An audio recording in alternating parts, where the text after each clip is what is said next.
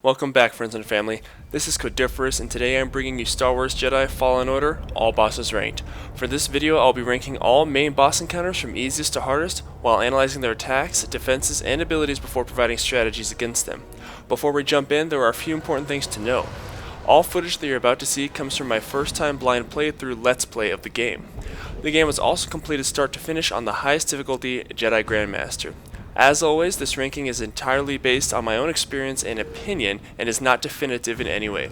Lastly, and most importantly, there are major spoilers ahead. To start this thing off, I want to talk about the Haxian Brood Bounty Hunters. They do not get an official placement on this list because while they do get boss health bars, they do not behave at all like official bosses. For one, they are encountered randomly. They do not get their own arenas, and if you die to any of them, they will vanish and you won't get to rematch them.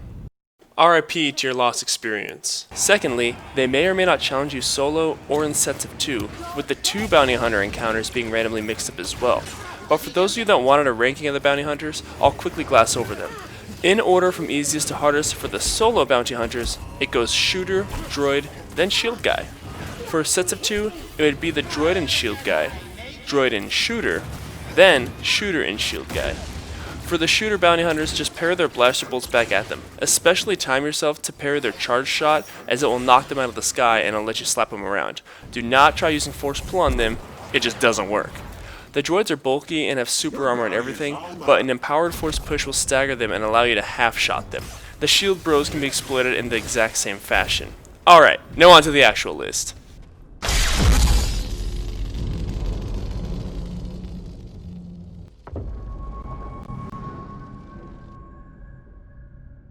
Number 10, Security Droid. Encountered shortly after Cal lands on Kashyyyk, the Security Droid makes its debut appearance when Cal attempts to free the imprisoned Wookiees.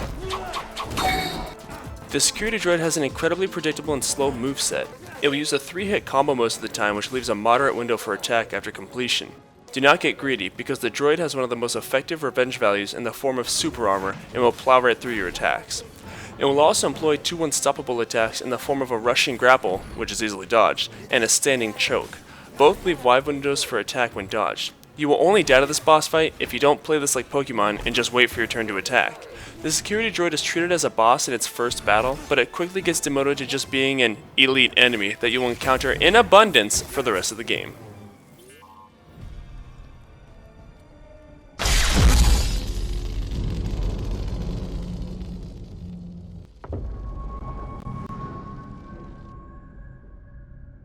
Number 9. Alpha Nidak. The Alpha Nidak looks like a frog that had a manicure, and then learned how to bench press. Now Nidaks are not easy enemies to fight given how sporadic their movements are. The Alpha variant shows no difference in damage, attack patterns, or even health pool when compared to its lesser brethren. He has all the same tricks as the standard Nidak, which means that the main problem you're going to have is mistiming his attacks.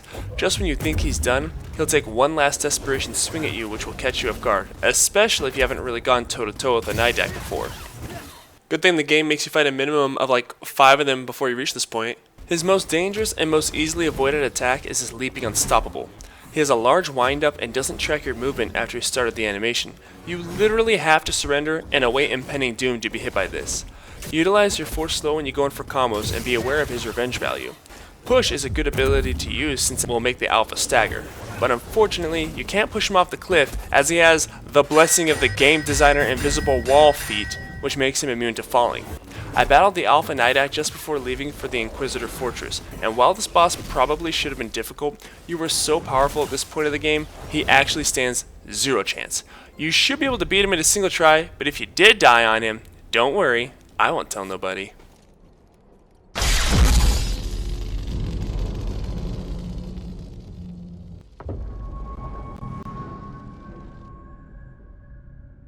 Number 8, Gorgara. One of the more visually appealing boss fights, Gorgara is teased throughout the chapter and makes her grand appearance after you intrude directly into her den. Gorgara is an imposing boss and will kill you if you're like me and have no idea what the hell you're doing. She starts off her first phase by trying to spear you like a fish, which leaves her free for you to counter. Afterwards, she will try to spear you with her other claw, to which you will then counter as well. When she highlights blue, hit her with force pull and lean in with some sick tricks to get off the big damage. She will occasionally rear back and then lunge for a chomp that's easily dodged. Otherwise, this is pretty much her entire moveset for the first phase. Now mind you, each of these attacks will deal some hefty damage if you get hit, but not to worry as you'll have more than enough time to stim out before the next bout. Also, because you're battling her near the end of the game, you should have more stim packs than a Fallout character, so it's really no big deal. At around 60% health, Gorgara will enter the second phase, which is christened by a loud roar and some bat gallops. Like the Alpha Nidak, this charge move has no tracking, so dodge in a reasonable time frame and you'll be fine. Gorgara also unlocks a ranged sonic attack and another unstoppable move. For the sonic attack, she'll fly up high before shooting first at her own feet and then sweeping it towards you. Her new unstoppable attack is used after she crawls up to you real close and then does a real dramatic sweep. Dodge at any point this decade and she should miss both attacks. The move that gave me the most trouble was when she would slam onto the ground and create an arena-wide shockwave. This attack needs to be jumped over and will do about 45% damage, as well as knocking you down if you fail to do so. Sometimes Gorgara will do this move back to back just to be a douche canoe. Now I know what you're wondering. Codiferous, what is a douche canoe?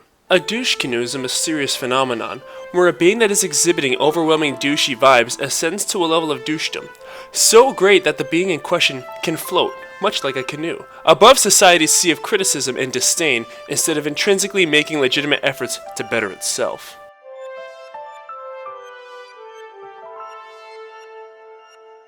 After fighting Gorgara, you'll do a climbing chase scene. Do not jump. It's not faster anymore than your regular climbing speed. I died here twice because I had to break an old habit. Just hold forward and get to the next QuickTime flight sequence. Eventually Gorgara will smash her head around in shame until she dies, and you'll be left relatively unscathed. Yeah, I'm great. Wish I could say the same for this creature, though. Thanks, plot armor.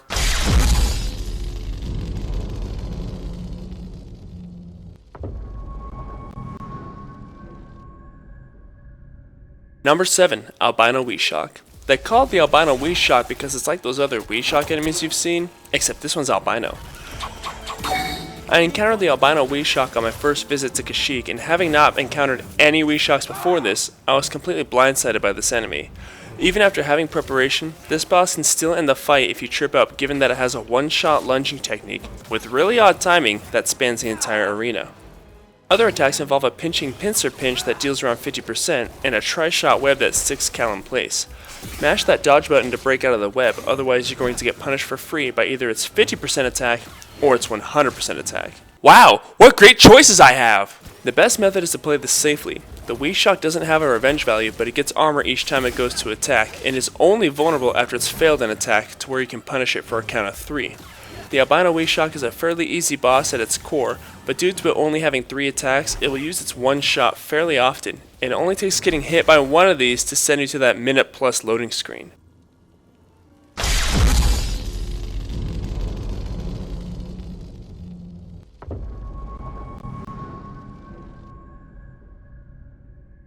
Number 6, ATST. The ATST is found at the end of your first visit to Zepho as you're about to reach your ship. But uh-oh, it looks like you can't get to your ship until this thing's been defeated. Never mind the Mantis' guns that were used to blast the second sister, it's up to you to do it. The first boss to make me rage at the game. Good times! This fight against the ATST is dreadful. This early in the game, you only have 3 stims and hardly any skills or upgrades. While you are able to block some shots in the ATST, to do any real damage, you'll want to go up and slice its legs. Getting close enough though will cause it to deploy shock grenades and detonators. It doesn't lend any help given that these are launched concurrently, and just one detonator will deal 60%.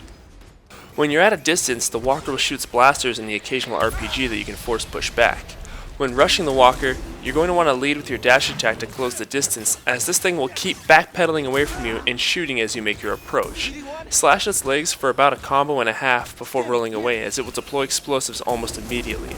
Do all that you can to avoid the shock grenades, as getting hit by these will end with unforgiving punishment or certain death. Force slow will be your best friend for this battle. And do you guys want to know the real shitty thing about this boss? Well, do ya? No, go ahead. Ask me. If you die at the same time as this boss via a lingering grenade, you'll be forced to redo the whole fight all over again. That's right, the ATST will respawn and the Mantis will still be locked up and you'll have to run that shit all over. After this, the ATST will experience the same treatment as the security droid and get a demotion to being an elite unit that you'll encounter several more times.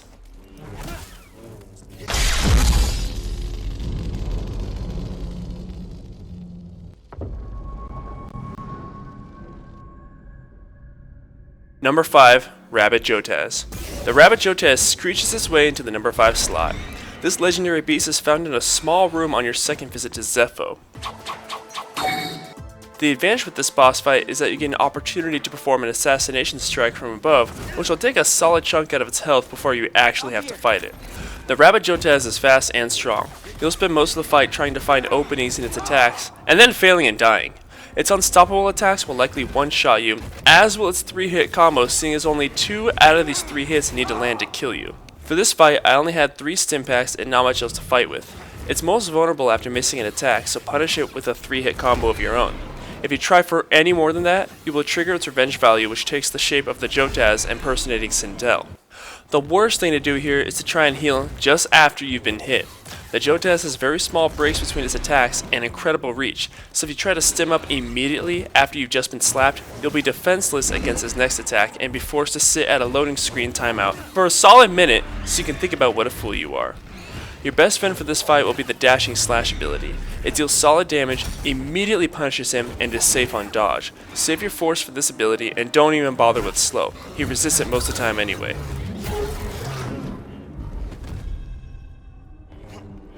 Now, I am aware that there is a cheese tactic you can employ on the Rabbit Jotaz where you climb back up to the above area and then you can jump down and do just like dive bombs on him. But if I was gonna cheese the bosses, then why would I be playing on Grandmaster difficulty? If you want to do the cheese, help yourself, but enjoy your tainted victory.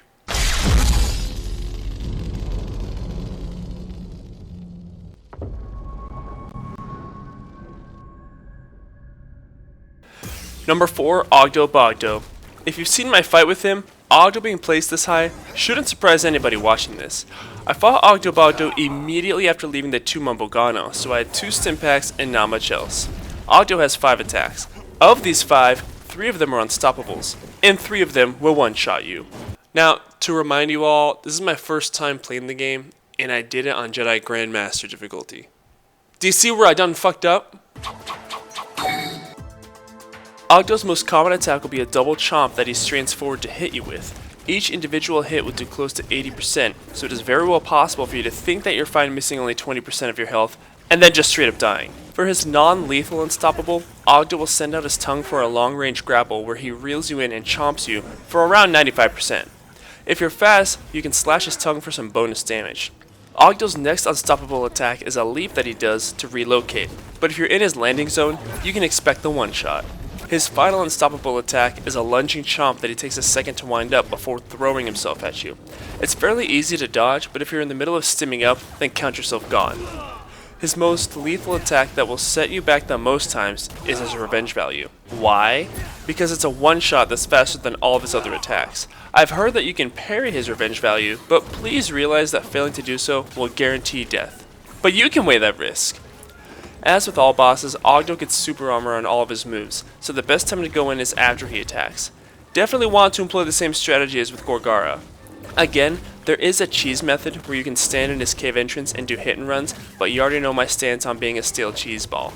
I also want to add that it would only be much later after beating him that I would discover the holes above his cave, which probably would have let me get a free assassination strike. Gee, that would have been helpful.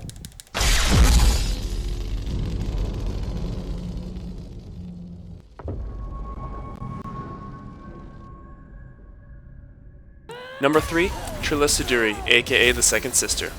Throughout the game you fight the Second Sister on multiple occasions, but the fight that we are focusing on is her final one. As a last boss, this fight is the easiest of the saber duels for 2 reasons. 1, you've seen her attack patterns thus far, so there's no surprises. Not at first anyways. And 2, you are so powerful at endgame that you might as well just go challenge the Emperor for his throne. For her first phase, Trilla will employ the same attacks and dashes as before. Her most deadly attack in this phase is her helicopter slash, which has the potential to insta-kill you if you get hit by the full Hawaii 5-0. Force Slow is effective in holding open her windows of vulnerability so you can get some damage in between her assault. A little ways into the fight, a recon droid will come along to assist her. Don't waste time hacking this thing, just throw your lightsaber at it. Because Trilla is an incredibly aggressive foe, hacking it is a pain to do, which is constantly jingling your junk.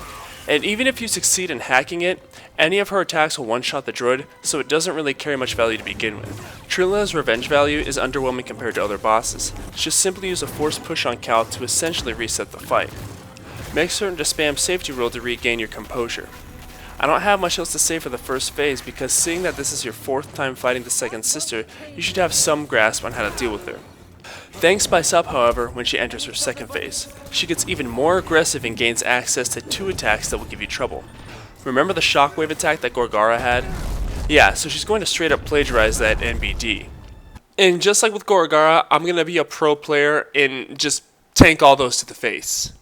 I only ever dodge this attack maybe 15% of the time, given that the game has it ingrained in your reflexes that parry and dodge are the methods to block attacks. But no, you need to now learn about that jump button on the final boss. Her final attack is an unstoppable long-range rush attack. For this, Trilla will put her lightsaber away and then dash towards you. If this move connects, you'll be grappled and insta-killed from full HP. Given that I was only missing 1 health upgrade in this entire game, this is an insane amount of damage. Of my 3 deaths on her, this move was responsible for 2 of them. I found that having the overhead slash upgrade and using that on her for her windows of vulnerability was the most efficient way to damage her. If you get nervous about healing, use slow on her to create some time for you to get that stim off. As a final note, and you all probably know this by now, but it's absolutely essential to have the power of friendship skill that makes your stims also replenish your force. That ability truly makes every boss fight far more manageable.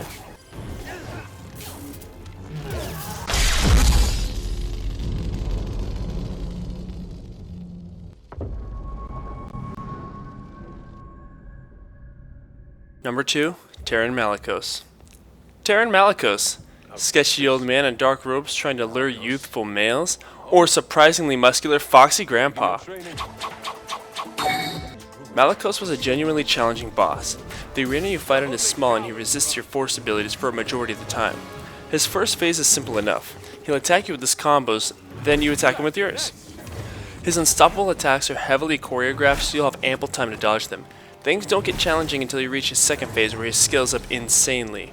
His entire attack pattern changes and he unlocks a plethora of attacks. He'll throw a lightsaber in conjunction with a basic combo, all of which can be blocked. Just be mindful that the saber throw will always come in at the end of the attack. He'll also start throwing large boulders at you that have deceptive timing and hitboxes. Looking back, I wonder if we can push these back at him, but I never tried. But it's his drawn out attacks that are truly going to cuck you in this fight. He'll take after the Nidak enemies and delay his strings of attacks, tricking you into thinking there's an opening before sweeping out your suckhole. Malicos is one of the tankiest bosses in the game, taking minimal damage from your combos, even with the saber damage upgrade. His damage isn't anything to sneeze at either, as any one hit from him will deal a minimum of 30%. The thing about this boss is that you know he's hard when the game helps you beat him.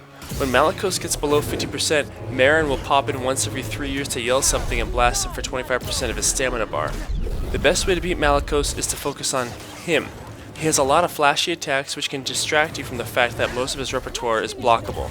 All of his saber throw attacks are blockable, as is his dual saber combos. For his boulder barrage, I found the best way to dodge them was to side jump the first one and then normal dodge the rest. For some reason, whenever I tried to roll out of the first one, I always seemed to get hit. As with the second sister, Malicos' revenge value is a force push to reset the fight, which he will promptly follow up with a double saber throw into long range unstoppable. You can block his throws and then dodge the unstoppable. During this time, Malicos has an extremely high stamina bar that regenerates at a moderate rate if not pressured. He also has incredible recovery from his attacks, so it'll be hard to damage him without breaking his posture. Oops, was that a Sekiro reference? The best way to break his stamina is to hit him with a force push when he's on the offense. It'll deal upwards of 75% posture damage, which you can follow up with a string to likely break. When it comes to your turn 2 attack, the most damaging combo I found was sprint attack, normal attack, overhead. If you have the overhead attack upgrade, which I did not at the time, then I would suggest sprint attack into double overhead. It's much easier to talk about this boss than actually fight him, so don't be discouraged if you die. I had endgame loadout and 9 stim canisters in my arsenal, and it was still a struggle. Eventually, Marin will sink Malicos into the ground with the force and kill him, which makes you wonder why you even needed to really fight him in the first place if she was able to do that out the gate the entire time. It's like you said, Malicos. Dathomir will be your grave.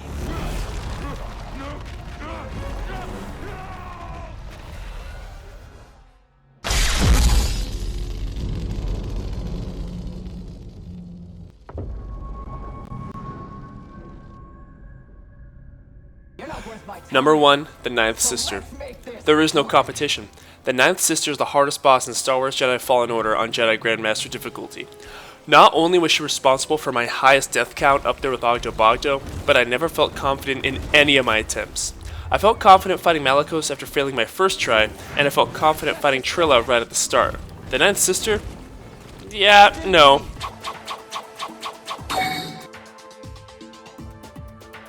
Her first phase is pretty learnable, seeing as how she has a basic 3-hit combo that she'll occasionally end in a thrust with several close-range unstoppable attacks, but they're nothing special. She'll also make liberal usage of Force Push, which she'll almost always chain into the Leaping Unstoppable. This attack will just about one-shot you, but luckily it doesn't track, so you should have plenty of time to dodge. It also leaves her open for a counter-strike, but don't get greedy because the Ninth Sister is insanely notorious for having super armor. It's the main reason why she finds her way at the number 1 spot. While she has her revenge value in the form of an unstoppable slash or a force push, sometimes she'll just activate her super armor instead and hit you with a few slashes for 40% to pop. If you keep yourself at range to try and heal up, she'll interrupt you by using force pull to draw you back into the fray. The safest time to heal is when you hit her with a force slow in the middle of one of her attacks. This guarantees that she doesn't pull or push you out of your heal animation. Not too bad so far, right? Well, I haven't talked about her second phase. After taking out about 1/3 HP, the Ninth Sister will leap back and ignite her second blade. She will then go into a new charging unstoppable attack that will one-shot you if it connects. I might also want to mention that this attack tracks. In addition to this, the Ninth Sister gains access to Saber Throw, which also has tracking and deals around 65% of your health. Oh, and you know that shockwave attack that Gorgara and the Second Sister used? Yeah, I'm gonna go on ahead and get hit by every single one of those as well. But this isn't enough of a power-up. The Ninth Sister will also become far more aggressive, gain range on her attacks, extend her combos, activate nigh perma super armor, and her stamina bar will double. Given that you're about midway through the game at this point, there are a lot of abilities that you don't have in comparison with your fights with the other saber wielders. As a matter of fact, I got the Power of Friendship skill literally at the meditation circle just before my fight with the Ninth Sister, because I happened to have the exact amount of skill points for it. Unfortunately, I forgot I even had this skill until my final attempt against her, which I was then able to utilize it to achieve victory by the skin of my ass cheeks. And it was because I was even able to beat her in the first place that I then realized how strong the Power of Friendship ability actually is. Seriously, get that shit. ASAP. Anyways, thank you guys so much for checking out this video. Feel free to check out my full Let's Play of the game for all the juicy tears and details. Until then, take care, stay safe, stay happy, and I'll see you soon. Bye-bye.